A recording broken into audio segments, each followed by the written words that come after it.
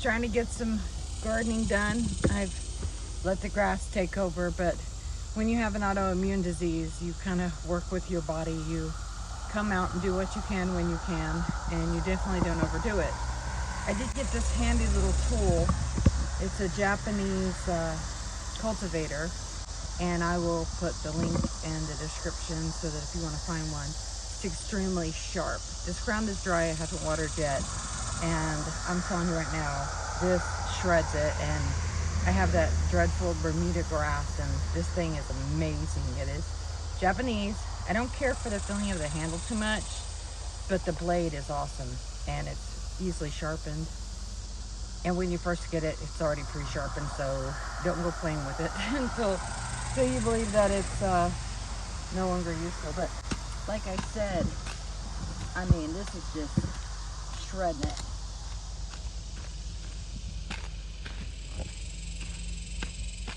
And see, it's got this end where you can get in between tight little areas. So it's quite awesome, actually. I came out today, I'm going to work on trying to get rid of some of this grass. And I'm also going to do some picking because I think it's time. And so let me set this to the side. Here, the spaghetti squash is doing well. I have another one back here. I only have the dog kennel here to cover the compost because the cat likes to get in the compost. I haven't had as much problems with raccoons or things like that lately.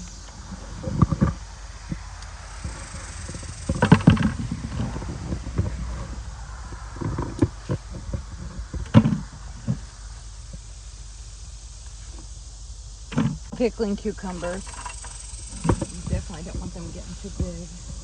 The cucumbers growing on the ground did much better than the cucumbers I have trellised. They actually taste better. I'm telling you, anybody can garden. It doesn't matter.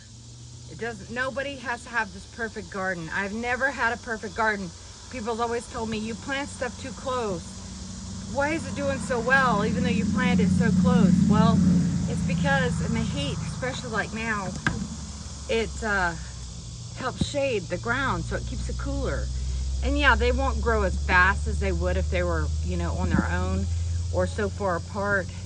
But when you start getting into heat like this, like here, zone 7A, you need that. You need that extra shade, or they'd already be burned up by now. With the tub gardening is, know that if you plant in there the first year after you start it, you're going to have to, before the next planting next year, definitely recompost in there or add soil, whatever you want to do. These are cucumbers that don't have to be pollinated. You can buy them. I got them off Amazon. I've got a squash in there. I like my squash small. They're really good for like Rockefeller. And these are beans. Now remember, the more you cut them, the more you're gonna have. So I like to saute them. These are rattlesnake beans, and they're really yummy. And you can also let them get bigger and let them dry out, or collect the seeds to replant next year. Even this one, most of the time they taste better. These I grow myself. These are seeds that I got for free from Baker's Creek. And they're really pretty, really tasty. Little tomatoes. But that's what those look like. They're really pretty. And it does good to shake your plants too, even if you lose one, because it pollinates them. You know, they're self-pollinating, male, female, but you gotta give them a shake. Oh, look at that, isn't that cute? The question is, shall I let it grow, or shall I harm it? Oh, that one's in a hot spot. So, I'll make sure I get all that off of there. Just because. This garden I just planted, and I basically planted a lot of stuff in here that vines out. I'm trying to, because I wasn't really ready to do a cover crop, and I was just trying to keep the grass and weeds down because they grow like crazy here. And so I thought, well, if I get some stuff off of it too at the same time, then hey, I'm okay with that too. Looks like I gotta pick elderberries this weekend as well. And I have a whole, about a, oh gosh, quite a bit over there on the other side as well. I feel like Georgia the jungle. Got my melons, cantaloupe. Cantaloupe, isn't it beautiful? Beautiful. You can throw seeds anywhere. You have dirt. Next thing you know, it's growing, and just keep pulling the weeds around it. The good thing about old t-shirts, until you get an apron, it works out really well. These are some super duper spicy chilies. Because everybody around here likes hot stuff. So, and these little red ones, these are great Thai chilies, but they're the birds and they're so small. But they're very flavorful. These are the spicy mini bell peppers. They're really yummy. The pumpkin also decided to grow through here. Those are ghost chilies. And apparently they ramp up when it really gets hot. Because I finally got my first ghost chilies and I have others coming in. So that's going to be fun. I decided that I'm going to grow some seriously atomic peppers. You want good lettuce, you always make sure that you keep it well watered, because it will go to seed on you if you don't. Back here, my basil has went to seed, and that's okay because I'll plant more. I'm fixing to start my hydroponic. I also grow hydroponically, and I'll start it and grow it indoor for the winter for myself. It is my lettuce. It's a variety mix, and it is actually pretty good lettuce. It tastes like it had a lot of bok choy in it. It was really good. Here I have the turnips. The bugs are really enjoying these turnips, I'll tell you. The worst thing I've had a problem with is the vine boyers, and I've had a problem with the little tiny black ones. I can't remember what they're called, but I've got finally, I'm ready to make some jambalaya and some Creole. Finally got my yummy first okra. These are seeds that I've saved from my back garden 2 years ago, and they're still great seeds. I've put tomato plants everywhere. It's a kombucha, I believe. I started growing in pots, and on the ground I just cast because, you know, I got to conserve on what I want to use my energy for. And so I wanted plenty of tomato plants, but I didn't want to pay the store price to buy, you know, already grown, because it's so easy to grow anyway. So I just took it upon myself to grow, throw them on the ground, come back 3 months, and there's a huge stuff so well. And like I said, this is probably pumpkins, spaghetti squash, God only knows. I'm going to figure out when I'm supposed to dry them out, because honestly I don't know, but I noticed that some of them are starting to dry on the vine. And I started this food forest 7 years ago, and so it's definitely a food forest. These tree limbs I keep for the leaves, for the buckets to recompost. I planted some carrots and some daikon radish. Daikon radish is really good to plant in bad soil. It'll bust up your soil and put nitrogen back in. I even planted little melons on these little cinder blocks. Now I will tell you, these cinder blocks do dry things out, because if you will plant whatever you put in there in a pot, it'll help preserve the moisture so you don't have to water as often. But those are daikons. I planted them close. I wanted to redo the soil, and so that's what I did. This is my pawpaw. They came from Kansas State University. They sent me 3 seeds they were already partial germinated. I just had to do it the rest of the way and grow the tree. All 3 survived, except for the winter took out 1. This is my other one that's struggling, so I had to hang up a shade for it, because afternoon it needs to be shaded, or it will definitely not make it. It'll be burned up, and you have to have 2 to have fruit. This is my chicken pen. I grew those, but I gotta get them in the ground. That one looks like it's not doing so good. But it's been hot. It'll recover. It'll always do. And if it don't, I got 50 more. Grasshoppers. And here I got some more pumpkins for the kids. Kids enjoy painting pumpkins, carving pumpkins.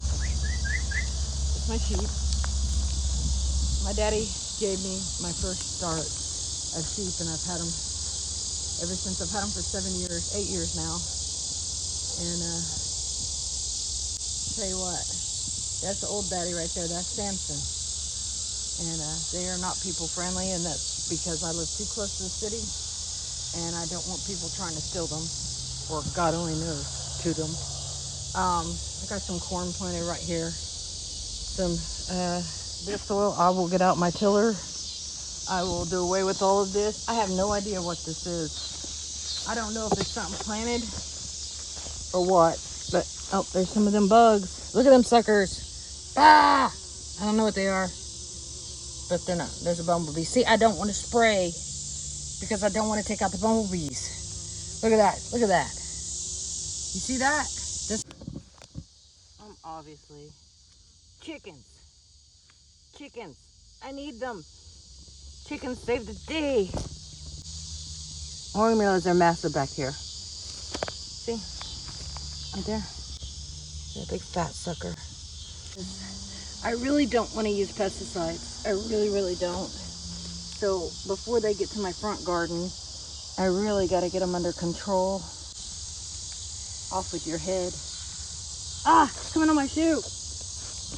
They kind of look like blister bugs. Do you remember blister bugs when I was a kid? My grandparents called them blister bugs. I don't know what they are. I mean, I know I've seen people had them in jars. That's a big mojo. Look at that. Full of plants. When you stole from the soil, you shall go back to the soil. Feel like a horse out here stomping my feet, trying to make sure they don't get on me. And that one's not headless, but you are now. There's one. All right. I'm gonna figure out a plan of action for these little boogers. Might just let my tiller chop them up. That's insane. That is insane. I'm gonna take a bag out here I'm gonna get a bag, and I'm gonna come out here and I'm gonna chop down that whole thing because I don't want them making it to the front garden. No way, Jose. Can't deal with that. I have nightmares about this crap. I haven't used this back part in 7 years. Who doesn't like free food? You know what's been put on it, and you know where it came from. I need my chickens back, and ducks and geese. The bad thing is snakes. Snakes absolutely love the eggs. I mean, I can be out there and see a gardener snake, huge sucker, come over there just to steal the duck's eggs. That and the fox. I had a red fox that would come try to steal my animals. He's too smart to put a live trap out to catch him. So I gave in, I gave up. So back to the jungle. The plum tree, pear tree, more elderberries, peach, weeping cherry. This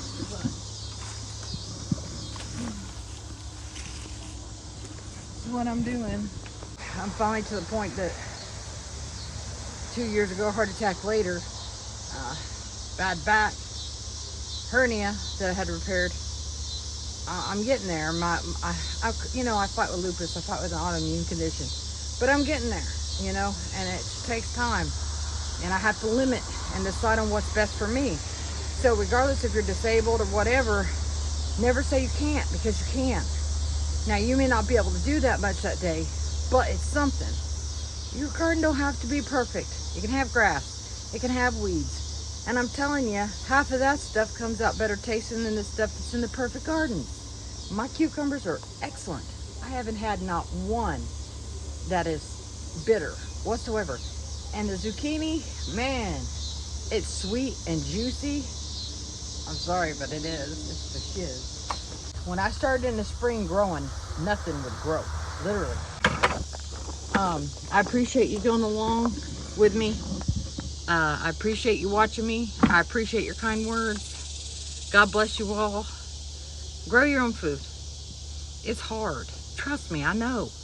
I mean, there's many days that I say, I don't want to go out there. It's too hot. I don't feel like it. But then when you pick,